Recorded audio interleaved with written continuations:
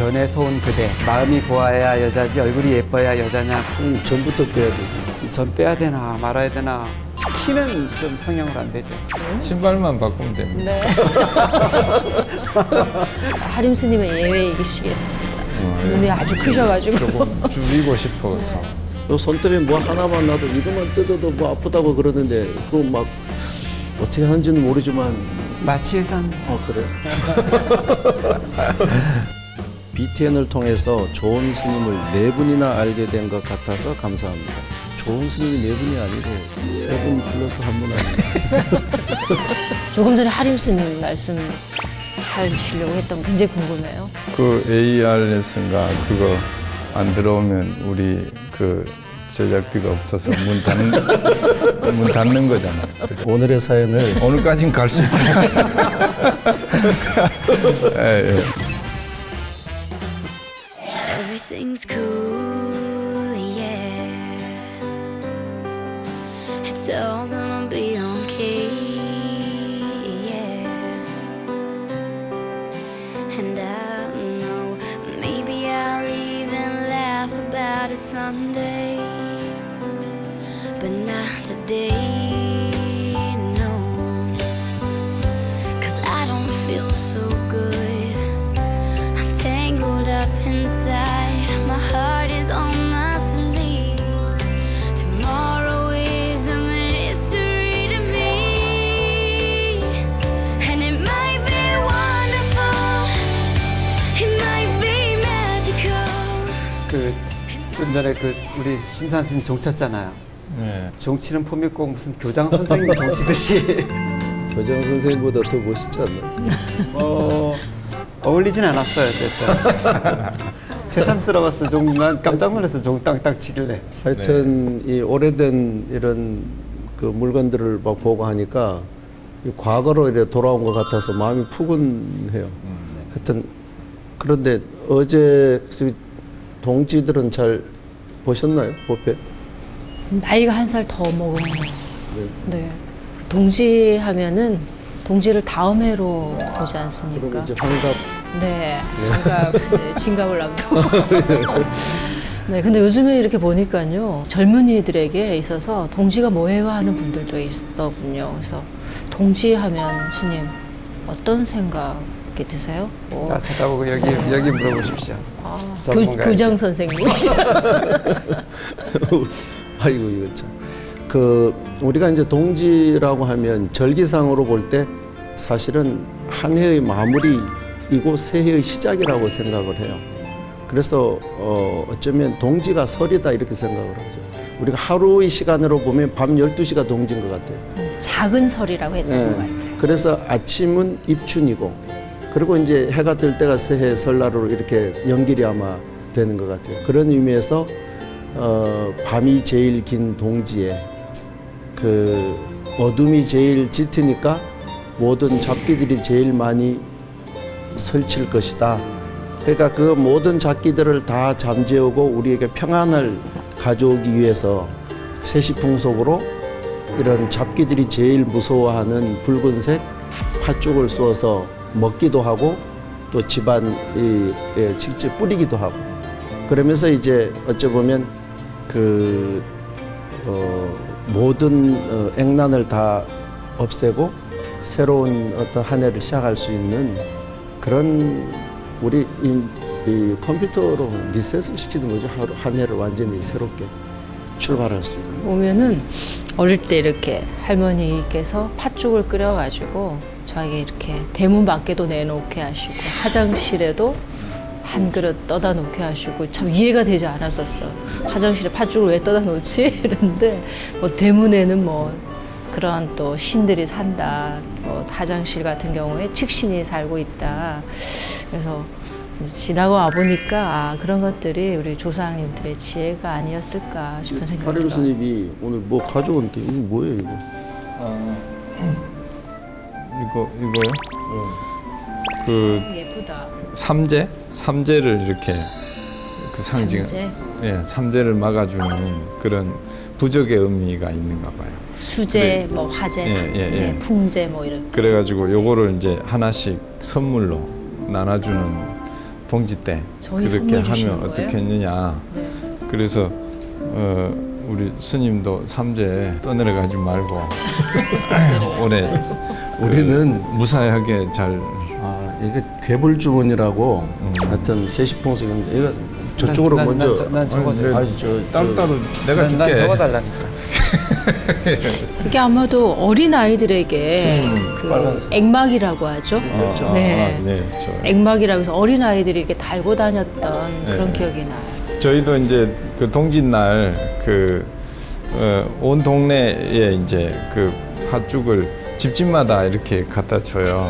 팥죽을 이제 사람들이 먹고 아까 그 무슨 악기? 잡기가 이제 그러니까 온 동네 팥죽 먹고 또 사람이 돌아다니면 잡기가 다 도망갈 거 아니에요. 그 동네에는 접근을 못합니다. 저희가 이것까지 달고 다닌다면 아무 걱정이 없겠습니다. 네.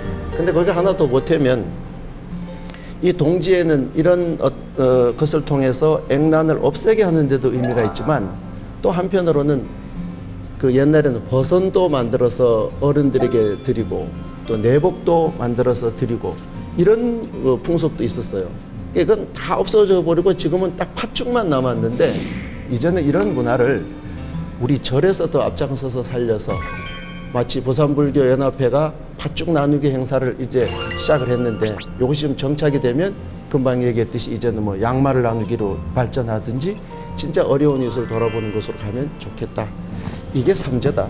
네. 삼재는 그냥 넘어갈 수 있는 일이니까 부처님 법 잘 믿고 기도하고 자기 마음 보살피면 넘어갈 수 있는 것이다. 교장 선생님 훈시 끝. 네, 교장 선생님 그 가르침 들어보면 그 동지라고 하는 것이 지금 이제 형식으로서만이 아니라 지금 사실은 동짓날 뭐 팥죽 먹는 날로만 너무 단순하게 형식화된 것 같은데 정말 조금 전에 말씀하셨듯이 내복도 나누기도 하고 팥죽이 원래 온기를 따뜻하게 해주는 거잖아요. 그래서 전통적으로는 그 삿된 것으로부터 보호하기 위해서 팥죽이라지만 어떤 조상님들의 지혜는 어쩌면 우리 추위를 이겨내는 그 몸에 온기를 더해주는 그런 지혜들이 담겨져 있었고 또 그것을 우리만 먹는 것이 아니라 매번 이제 나누지 않습니까? 심지어는 살아있는 사람에게만 나누는 것이 아니라 민물들한테도 집안 구덩이 귀퉁이에다 놔서 이제 그 민물들도 좀 먹을 수 있게 하고 또 아울러서 뭐 장갑도 나누기도 하고 버선도 나누는 거 보면 그 우리가 지켜온 그 절기라고 하는 것이 엄청난 그 지혜의 전승 같아요. 단순히 형식이 아니라 여러 가지 삶의 지혜가 동지라고 하는 형식으로 이렇게 유산된 거지. 우리 너무 요즘 형식만 치르고 있는 건 아닌가 하는 반성도 드네요. 그 생각이 들었어. 스님 말씀하시는 빨간 내복 나누기, 빨간 장갑 나누기. 아무튼 이제 절에서는 뭐 1년 행사 이제 동지를 마치면 이제 1년을 마치고 이제 설을 준비하면서 한 해를 이제 마무리하는 그런 그 시간인데 아마 모든 절들이 아마 이런 시간을 통해서 이런 의미를 되새겼을 거라고 생각합니다. 수고하신 우리 전국 사찰 스님들, 신도들을 위해서 희망과 격려와 응원 모든 것을 모아서 큰 박수로 우리 박수가 좀 시원찮다.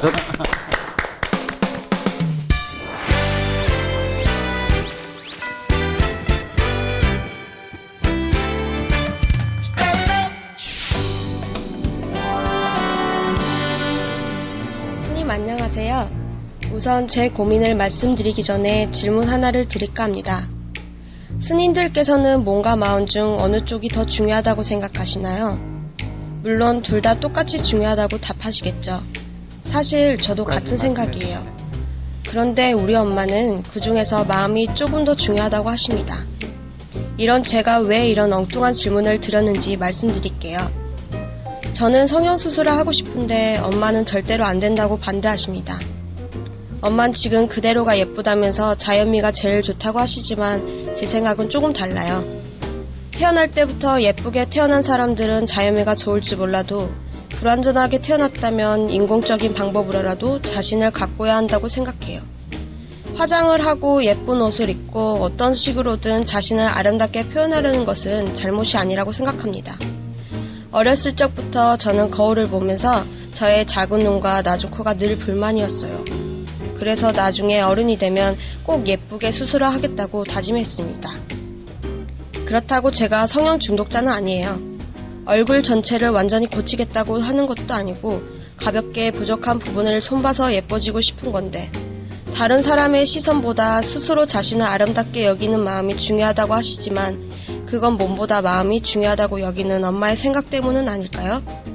성형으로 자신을 아름답게 표현하고 가꾸려는 제 생각이 정말 잘못된 것인지 궁금합니다. 네. 서로 살펴보고 있는 중이거든요. 지금 네. 어디를 고치면 더 좋아질까 지금. 저도 그거 보고 있었어요. 굉장히 만족을 하고 있고 그 생긴 것에 대해서만큼은 뭐 자부심을 가지고 있습니다. 그 자신감이 굉장히 중요한데 저는 개인적으로 사실은 찬성하는 편이에요. 의학의 기술을 이용해서 완전하게 뭐 얼굴이 완전히 없어지는 것이 아니라 코가 조금 낮다면 항상 그 코가 낮은 분들은 거기에 대한 컴플렉스를 가지고 있더라고요. 그래서 조금만 손을 대어서 그 마음을 없애고 자신감을 갖는다면 또 눈이 뭐 작아서 눈을 좀 크게 만들고 싶다. 하림 스님의 예외이시겠습니다. 눈이 아주 크셔가지고. 조금 줄이고 싶어서. 네. 근데 그런 어떤 본인의 약간 부족한 부분을 보완할 수 있다면은 저는 참 좋은데 말하자면 중독된다는 그런 굉장히 나쁜 거거든요. 네. 뭐 얼마 전에 버스 광고 있지 않습니까? 변에서 온 그대. 변에서 온 그대. 또 그 비포 애프터 사진들을 이렇게 대비시켜 놓고 사진을 보면 정말 그 성형하고 싶은 욕구 생길 것 같아요. 뭐 가끔 이렇게 사진에서 비포 애프터 사진 이렇게 대비해서 보면서 야 누구라도 성형하고 싶어 하겠다. 스님 전부터 빼야 되죠. 요즘 그러잖아도 자꾸 그 거울 볼 일이 많아졌어요. 그 TV 뭐 화면이 잘 나오니 안 나오니 이런 얘기 듣다 보니까 나도 이렇게 그 거울을 볼 일이 많아지면서 이 전 빼야 되나 말아야 되나 또 뭐 귀가 좀 더 컸으면 어쨌을까 코가 좀 높았으면 어쨌을까 뭐 이런 생각을 좀 들기도 합니다. 키는 좀 성형을 안 되죠. 신발만 바꾸면 됩니다. 네. 모든 건 하림 스님한테 물어요.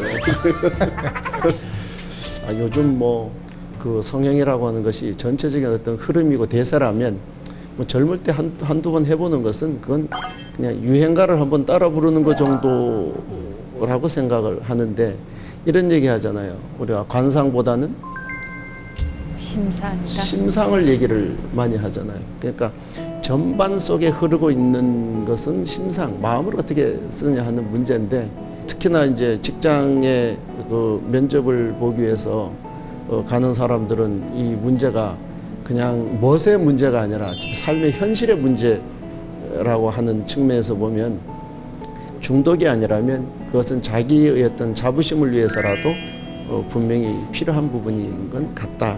근데 한마디로 얘기해서 성형하시는 분들은 난 진짜 대단하다고 생각을 해요. 우리 여기 요 손톱에 뭐 하나만 놔도 이것만 뜯어도 뭐 아프다고 그러는데 그거 막 어떻게 하는지는 모르지만 마취에선 그래요? 저는 한 군데 했어요. 그 이제 제가 어릴 때부터 이 앞에 이가 두 개가 그 이렇게 벌어져 있는 거예요. 그게 심해가지고 다른 건 다 좋은데 그게 하나가 이제 그래서 뭐 이렇게 마음대로 웃기가 좀 불편한 거예요. 그래가지고 기왕에 하는 김에 이제 그러면 뭐 좀 덮어 씌우는 거 있잖아요. 갈아가지고. 그 지금 이빨이 앞니가 좀 커졌는데 근데 그렇게라도 해서 이제 대충 막아 놓으니까 그 뒤에는 그거에 대한 생각이 놓아져 버리는 거예요. 그래서 이제 편하게 웃게 되고 그래서 그런 게 굉장히 중요하다는 생각이 드는 거예요. 개인에게는 계속 신경이 쓰이는 게 있는데 수행으로 그거를 놓아 보려고 상당히 노력해도 잘 안 되더라고. 그래서 지금은 이제 잊어버리게 되는 거죠. 그래서 이 친구도 꼭 그런 게 신경이 너무 많이 쓰이는 부분이 꼭 있으면 한 군 뭐 이렇게 해도 좋을 생각이 들고. 하림 스님 저 매력 포인트가 이렇게 살짝 웃을 때 보이는 치아인데 그게 고친 치아네요 그러면? 약간의 포장을 네. 그 아까 대충 한 게 아니라 제대로 했어요. 안 그랬으면 우리 못 볼 뻔했어. 아 그래요? 네. 하여튼 뭐 좋다는 얘기죠. 아주 잘 됐다. 그 내가 이제 신행학교 강좌 시간에 가끔 이런 얘기합니다. 이제 제가 미소에 대한 이야기를 주로 많이 나누다 보니까 얼굴이 이쁜 사람은 누군가로부터의 관심은 받을 수 있습니다.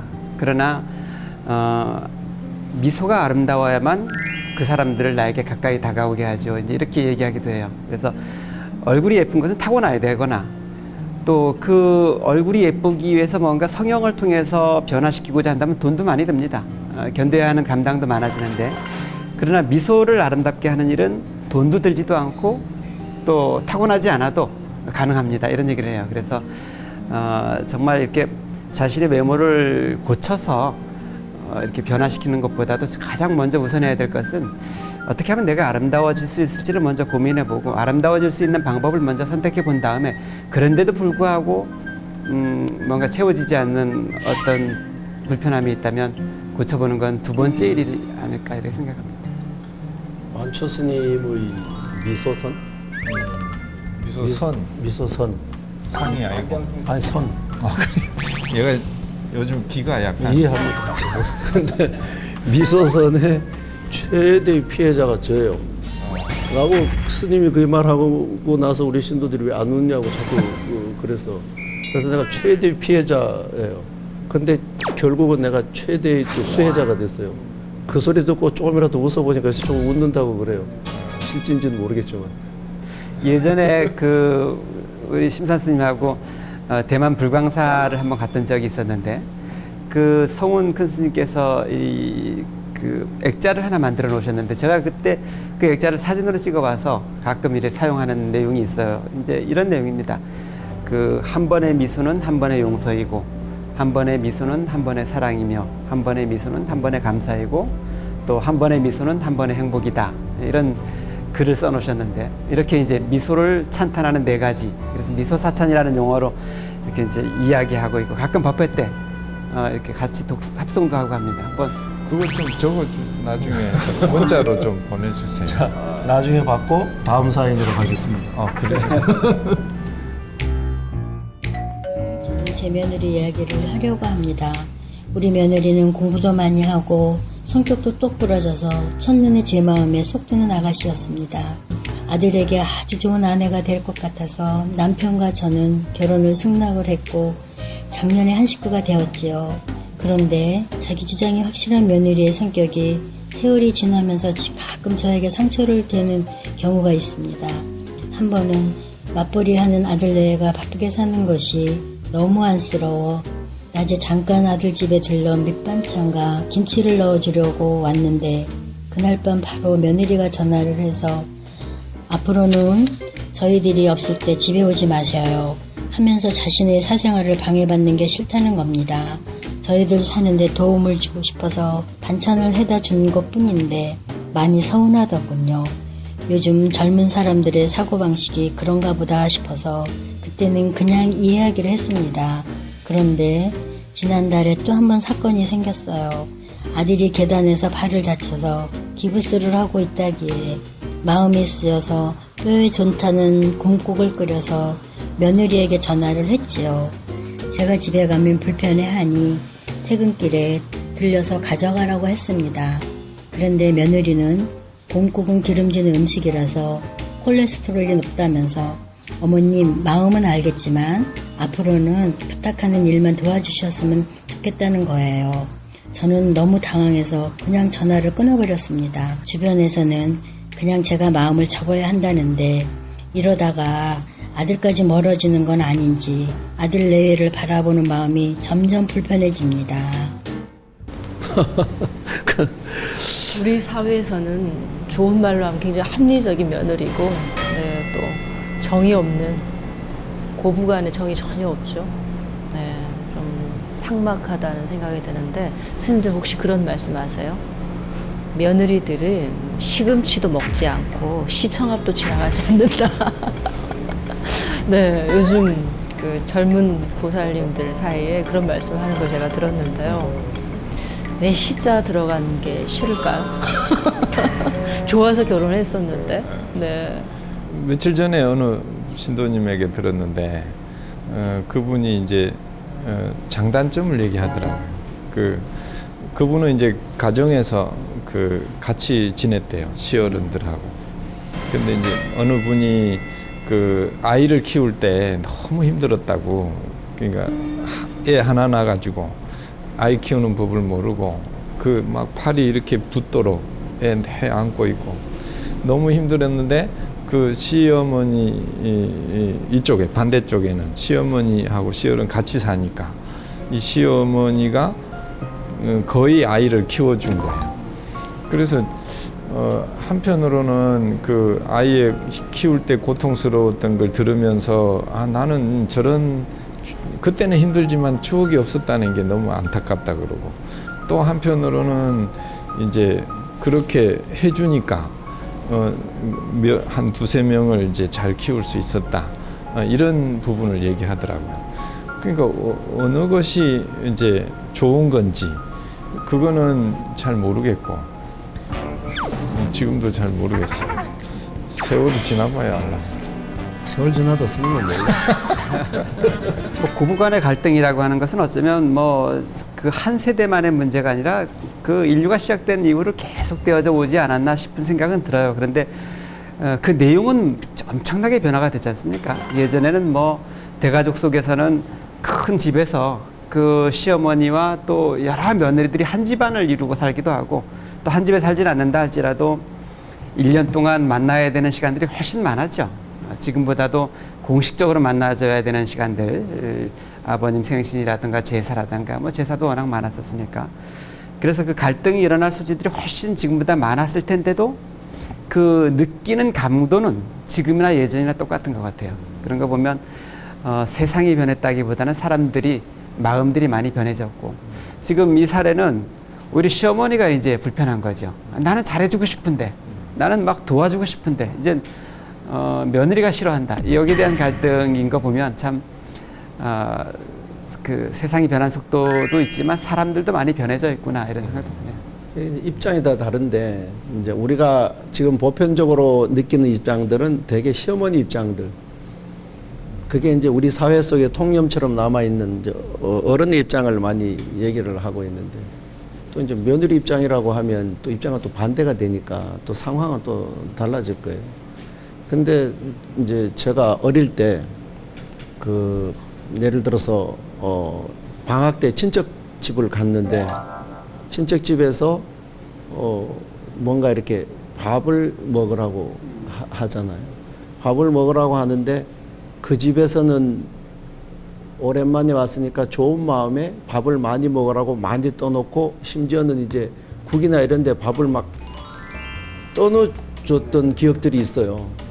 근데 그분으로 봐서는 진짜 마음을 써주는 거고 배려하는 거고, 그런데 받는 입장에서는 이거 내가 지금 먹을 수 있는 범위를 넘어서 있는데 이거를 계속 관심과 사랑이라는 입장에서 갖다 주니까 이건 너무나 불편하고 어찌 보면 힘든 거예요. 그러니까 이 문제도 시어머니라는 입장에서는 물론 좀 섭섭함도 있고, 또 며느리라고 하는 입장에서 보면 너무 과도한 어떤 관심이 진짜 내가 감당하기 힘든 어떤 부분이라고 하는 측면에서는 또 그런 과거의 어떤 어릴 때 그 추억을 대비해서 보면 일면 또 이해는 되는데, 어느 쪽에서 어떤 관점으로 보느냐에 따라서 이것은 분명히 달라지는 부분이다. 그래서 다정도 병이라고. 며느리 관점에서 주석스님께서 좀 며느리 관점. 네, 오늘의 며느리가 된 기분으로. 당연히 당연하다는 생각을 하기 때문에 서로 서운해진다는 생각이 들어요. 오늘 얘들이 어떤 계획을 가지고 있어서 내가 이걸 해주면 좋을까. 그래서 관심과 친절이라는 것도 그 상대가 조금 전에 심산 스님께서 하신 말씀처럼 나는 조금 먹고 싶은데 너무 다정도 병이 되어서 과하게 줘버리면은 그게 오히려 맛있지가 않지 않습니까? 그렇듯이 사랑도 그렇고 관심도 그렇고 그 사람에 맞게 우리 시어머니 입장에도 반대로 사부님이 또 시어머니를 굉장히 귀찮게 하는 경우도 있더라고요. 너무 사랑이 지나쳐서. 그런데 조금 배려해주고, 아, 저 사람이 좋아하는 거 어느 정도, 그 사랑도 약간의 절약이 필요하지 않을까. 네, 그리고 충분히 좀 이해해 주셨으면 좋겠어요. 네, 이러다가 또 시어머니들께 제가 또 혼날 것 같은데요. 네. 젊은 이 또 입장에서 이렇게 보면은요, 알고 있지만, 그 어른들의 사랑을 알고 있지만은 귀찮을 때가 있다라는 거예요. 예고 없이 찾아오는 또 너무 과한 사랑. 네. 어쩌면 우리가 이렇게 예전에 대가족으로 살 때는 네. 형제들끼리 이렇게 치이면서 스스로를 감당할 수 있는 능력들이 많이 있었는데 요즘은 이제 뭐 가족 규모가 작아지면서 서로 자기 주장을 이렇게 굽히지 않고 또 자기 주장을 드러내는 일이 너무 이렇게 강화된 것 같아요. 그래서 옛날 어머니들이 가졌던 세대들의 어떤 그 생각과 지금 며느리들이 갖고 있는 세대의 생각이 충돌을 일으키는 그런 시기가 아닐까 이런 생각이 들어요. 그러면서 아마 이런 갈등도 일어나게 되고. 세대 문화가 이제 다 네. 다른데 다르죠. 그 다른 세대 문화를 받아들일 수 있는 그런 그 시어머니 준비도 굉장히 필요하다. 그러니까 그 시어머니 세대의 문화는 분명히 그 관심과 배려, 끊임없는 이런 사랑. 근데 또 지금 세대는 옛날에는 제일 먼저 집을 샀지만 지금은 제일 먼저 차를 사는 세대가 됐잖아요. 그럼 이렇게 사회의 변화에 따라서 이렇게 변화가 왔으니까 변화 자체는 불가피하게 흘러가는 것이고 그것을 우리가 조금은 이제 감안하고 갈 수 있는 준비를 해야 되는 거죠. 그래서 절에 오는 신도들한테 저는 그렇게 얘기하죠. 아이들 데리고 왔을 때 이 아이들하고 같이 공유할 수 있는 건 결혼하기 전까지니까 길질 않다. 그러니까 그때 더 많은 걸 공유하고 더 같이 이 추억을 만들어라.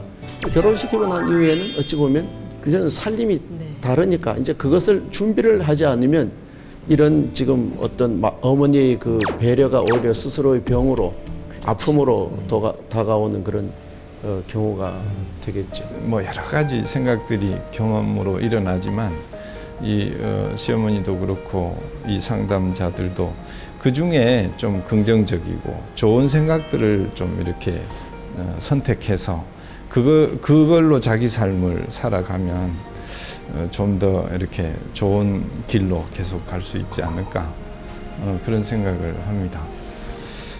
저도 그렇게 하려고 애를 쓰는데 잘 안 돼서. 스님은 안 해도 되고 할 수 있는 얘기만 해주시면. 네, 감사합니다.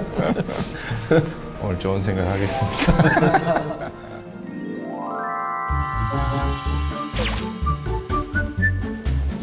방송 중에 어디에 전화하시는 거예요?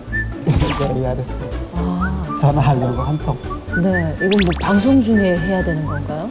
아니 지난번에 이 세상만사 방송 중에 해야 또 세상만사 인기가 더 올라간다 해서 아, 네. 이때 한 통 해놓으려고.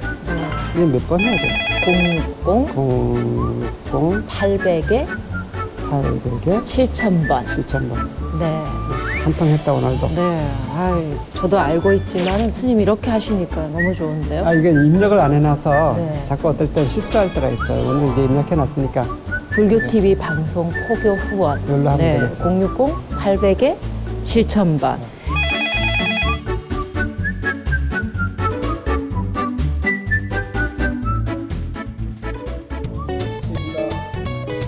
박수 치러기까지 뛰어와. 그래서 이제 그 세상만사의 시청률이 계속 그래요? 세상만사 화이팅! 그리고 지금 저희 세상만사 앞으로 시청 소감이 많이 도착했는데요. 제가 스님한테 지금 전해드렸거든요. 한번 읽어보시고 감흥을 한번 느껴보시면 시작하도록 하겠습니다. 네.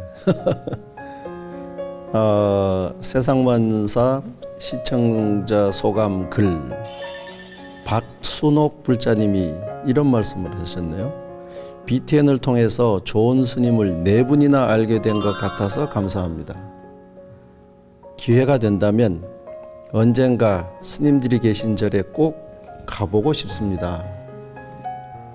좋은 스님이 4분이 아니고 세 분 플러스 한 분 아닙니다. 예. 그 다음에 전수경 불자님은 방송을 보다가 하림 스님의 팬이 될 것 같아요. 스님의 따뜻한 말씀에 힘이 나네요. 미타선한 신도님 벌써 팬 아닙니까? 그 편하지 말라니까. 근데 이게 절대 미타선은 신도는 아니라고. 예. 예. 그런 말은 없습니다. 김현준 불자님, 우연히 불교TV로 방송을 보았습니다. 처음에는 스님들이 나와서 신기해서 봤는데 방송을 보고 평소 스님들에 대해 가졌던 생각이 많이 달라졌어요. 친근한 모습이 좋아서 가끔 보게 될 것 같습니다. 자주 보셔야 되는. 그러니까 자주 보셔야 돼요. 이게 전혀 이제 새로운 어떤 스님들의 모습, 고정관념으로 바라본 스님들은 근엄하고 뭐 이런 부분인데 아주 자연스럽게 봤다. 이게 칭찬인 겁니다. 다 읽었어요? 아직 하나 있어. 예. 좀 이따 얘기할게. 박경자 난 이 보살님. 내용보다 하림 스님이 조금 이따 얘기한다는 내용이 더 궁금한데. 어떤 얘기를 하실지. 그래서 빨리 읽고 빨리 들어볼게요. 그동안 나만 힘들었다고 생각했는데 방송 보면서 저는 행복한 사람이구나 싶었습니다. 편지 사연 보내신 분들 힘내셨으면 좋겠습니다. 아마 이건 누구나 느끼는 부분일 거예요. 부처님 경전에도 그런 게 나오잖아요. 어둠 속에서 혼자만 어둠 속에 떨고 있는 거예요. 그러면서 나만 왜 이렇게 힘들까?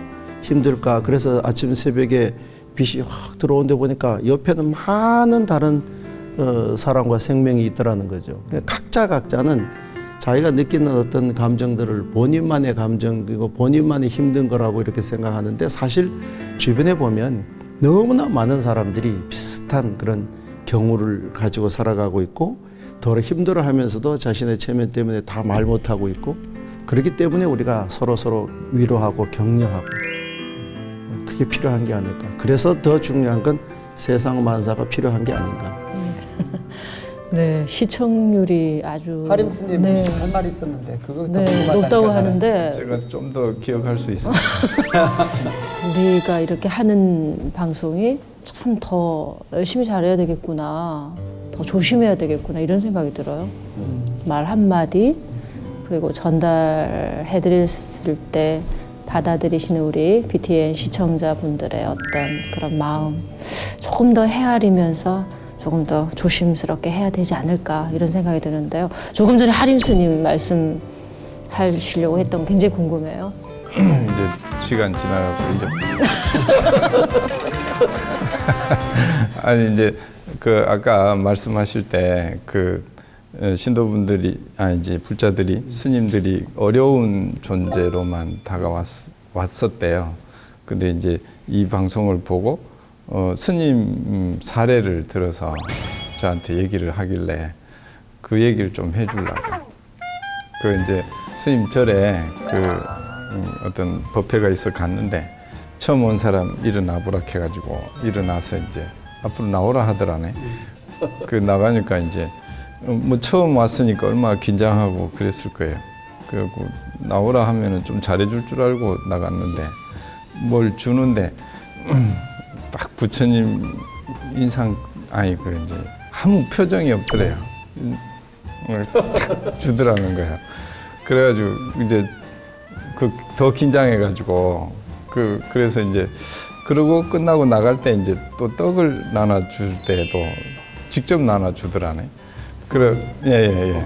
그래 그때도 이제 조금 그래도 먹을 거 주니까 좀 표정을 좋게 할까 했더니 또 이제 딱 주더래. 그래갖고 그 이후로 우리 스님은 굉장히 엄숙하고 근엄한 걸로만 딱 인식이 된 거예요. 근데 TV에 보니까 이렇게 농담도 좀 하시고 그 모습을 보고 너무 놀랐대요. 저런 면이 있었구나. 그래가지고 감동을 했다고 저한테 신고를 하더라. 지난번에 그 얘기했을 때처럼 그 톰과 제리에서 그 불독 이미지가 너무 강하다니까.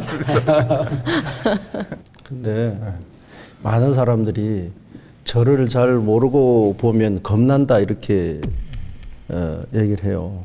근데 알고 보면 웃긴다 이렇게 얘기해요. 난 사실 부드러운 사람이에요. 근데 왜 이미지를 그렇게 쓸까요? 그렇게 보이니까 그렇지. 그런 면에서는 우리 저 BTN 세상만사 제작팀에게 진짜 감사를 드립니다. 이미지를 제대로 전달할 수 있는 기회를 준 것 같았어요. 제일 덕을 많이 보시는 것 같아요. 예. 이렇게 감동할 때 우리 어떻게 해야 될까요? 이런 감동할 때 이제 BTN 우리 세상만사 홈페이지에 딱 들어오셔서 아름다운 사연도 좋고 힘든 사연도 좋고 또 다른 사람과 공유하고 싶은 사연도 좋고 여러 가지 사연을 같이 그 다시 보기를 눌러서 보시면서 사연을 남겨주시면 그러면 우리가 또 이런 방송을 하는데 더 힘이 되고 거기다 한 가지 더 보탠다면 격려 위로 생각날 때 그냥 전화기 딱 켜가지고 060 800 7000 외우셨어요. 외웠어요 내가. 네, 진짜 지금 자막 나가고 있는 존경스럽습니다. 네. 이렇게 누른다면 아마 이 하림 스님이 더 굉장히 더 신나고 저 BTN 식구들 좋아할 말은 혼자 다 해요. 우리가 좀 딸리고 있습니다. 아이 큰일 났네 이거. 그 AR 레슨가 그거 안 들어오면 우리 그 제작비가 없어서 문 닫는 거잖아요. 그죠? 문 닫는 거죠. 그거 아니에요? 오늘의 사연을 오늘까진 갈 수 있다.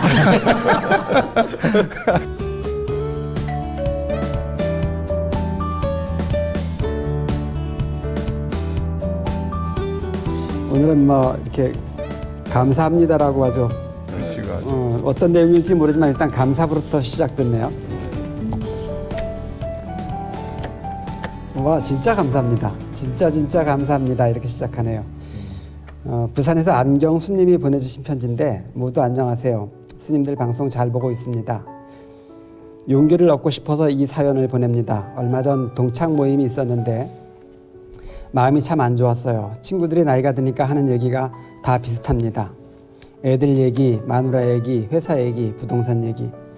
처음엔 죽는다고 힘든 소리를 하는데 듣다 보면 은근히 자기 자랑입니다. 이거 많이 하죠. 기죽지 않고 싶어서 그러겠지 하면서도 다들 성공한 것 같은데 저는 내세울 게 없네요. 나도 일만 하며 열심히 살아왔는데 어쩔 수 없이 사는데 격차가 생기고 내 모습이 초라해 보여서 기가 죽습니다. 스님, 잘 사는 것이 무엇일까요? 어느 순간 제가 잘 살고 있는지 모르겠습니다. 이렇게 편지 보내주셨습니다. 뭐 어쨌든 뒤에 내용도 이제 말씀 나누겠지만 진짜 감사합니다라고 아주 큰 글씨로 이렇게 그 표지를 만들어 주셨어요. 저게 그분 글씨예요? 표지는 어쨌든 그분이 아니 보내주신 거죠. 감사합니다. 필체가 그 편지지에 보통 필체가 인쇄되어 있는 거예요. 인쇄돼 있는 거예요? 네. 세상을 조금 더 알아야 세상 만사가 돼요. 그냥 세상 만사가 되는 게 아니에요. 네. 근데 이 사연을 보니까 스님들도 만나면 이렇거든요. 그렇죠. 그렇죠. 네. 그렇죠. 우리 강원 모임 뭐 학교 대학 그 모임 뭐 가서 보면 처음에는 반갑다 하고 뭐 살아가는 얘기 하다 보면 스님들도 똑같이 어떤 불사했고 뭐 지금 내가 어떤 활동하고 있고 나도 듣다 보면 그런 부분들이 나와요. 내가 문득 그 초발심 자격문에서 배웠던 건가요? 비불지연이면 불언하고 비불지행이면 불행하라. 부처님의 말이 아니면 하지 말고 부처님의 행동이 아니면 하지 마라. 이런 말씀인데 방금 스님 말씀했을 때처럼 도반들끼리 만나거나 또는 이제 우리 스님들끼리 모여서 얘기할 기회가 있을 때 이제 이 신도님들이 불자님들이 배석을 하면 끝나고 나서 그런 얘기를 합니다. 스님들도 그런 얘기해요. 스님들도 그런 얘기해요. 이런 얘기 들을 때가 많이 있어. 그때는 뭔가 좀 들킨 것 같아서 사실은 좀 화끈하고 해요. 아까 해남사 불사 찬탄을 했는데 취소해야겠네. 왜? 그게 어떤 것이라고 할 수 없을 것 같아요. 농담이에요. 네. 네? 그 어떤 이것이 뭐 이렇게 하는 것이 잘 사는 것이다. 뭐 이렇게 사는 거 잘못된 것이다 이것이 아니라 결국은 자기 마음의 가치를 어디에 두느냐 이게 중요한 것 같아요. 부처님이 마지막에 하신 말씀은 이게 자등명, 법등명이잖아요. 자기 자신에게 의지하고 법에 의지하라. 그러니까 자기 자신을 어떻게 살아왔는지 자기 자신에게 비교의 대상으로서가 아니라 스스로의 삶, 자기 자신에 충실한 그 삶을 살고 그 충실함의 바탕에 법, 진리라고 하는 것을 가져가야 된다. 이게 부처님 마지막 말씀하신 결론이잖아요. 그러니까 우리가 비교를 하게 된다고 하게 되면 그거는 반드시 불행하게 돼 있다. 왜냐하면 우리가 아미타 대부를 조성하고 있는 그 신도들이 우리는 부처님도 크고요. 그래서 그런 소리 하지 말아라. 크다고 하고 돌아서면 또 누군가 더 큰 것을 했을 때 우리는 두 번째가 되니까 그러면 상대적으로 박탈을 당하는 그런 느낌을 갖게 된다. 그러니까 그런 생각하지 말고 우리는 부처님을 이렇게 거룩하게 모셨어요. 이렇게 하듯이 각자의 삶이 전부 다 소중하고 부처님도 스스로를 갖다가 소중하게 생각하고 의지하라고 했듯이 이런 그 마음을 가지지 않으면 항상 우리가 비교한 속에서는 행복을 찾을 수가 없다. 옆집을 바라보지 말고 자기 자신의 삶에 충실했던가 안 했던가 이것이 가장 중요한 문제라고 저는 생각을 해요. 그래도 대보를 보면서 또 박탈감을 느낄 때가 있죠. 언젠가부터 그게 중생의 마음인가 보다. 우리 사회가 그런 그 비교 경쟁을 좀 더 많이 조장하고 있어요. 뭐 다리를 하나 놔도 세계 최대의 다리, 뭐 세계 최고의 높이의 건물, 세계 제일의 부자, 심지어는 뭐 종교에서도 세계에서 제일 신자를 많이 거느린 교회, 세계에서 제일 큰 규모의 교회, 또는 뭐 부처님을 모시는 데까지도 세계 최대의 대불, 뭐 이런 얘기를 하면서 세계 최대가 아니라면 상대적으로 박탈감을 느끼게 하는 뭐 그런 것을 많이 조정해 가고 있는 것 같은데, 정말 잘 산다는 기준이 이런 물질적인 것에 대한 그런 눈밖에 보여지는 어떤 현상에 대한 것이 기준이 아니라 내 마음의 어떤 평정. 우리 뭐 부탄 얘기도 하지 않습니까? 가난하지만 행복지수 높은 나라의 어떤 비교를 본다면 이렇게만 눈에 보여지고 또 바깥으로 드러나는 것을 기준으로 삼는다면 정말 최고가 아니라면 모든 사람들 다 상대적으로 박탈감 느끼고 위축되죠. 그래서 마음의 어떤 안정감을 잘 사는 것의 기준으로 삼아야 된다고 생각해요. 이제 크게 보면 자기 행복을 위해서는 시선 조정을 좀 할 필요가 있다. 저는 항상 그런 얘기를 해요. 자기하고 비슷한 사람을 바라보면 그냥 그런데 자기보다 나은 사람을 쳐다보는 순간 불행한 거예요. 그러니까 자기보다 더 못한 사람을 내려다보면 자기가 어디에 있든 행복한 것이죠. 그러니까 행복과 불행은 내가 어떤 시선을 가지느냐 하는 것이 굉장히 중요한 문제다. 어찌 보면 앞에만 우리가 시선이 좀 고정되어 있지 않을까. 옆에 보고 또 뒤에 나보다 좀 부족해 보이는 사람들도 뒤로 돌아보면 앞에보다 훨씬 긴 게 사실은 뒤거든요. 앞은 피라미드식으로 어차피 앞은 좁아지게 돼 있고 사실은 얼마 소수인 거죠. 이제 사실은 더 많은 그 사람들 동료들이 옆에 뒤에 있는데 그렇게 약간 좀 시선을 돌렸으면 정신의 재산, 마음의 재산이 튼튼하다면 이런 거는 수월하게 넘어갈 수 있을 것 같습니다. 살아가면서.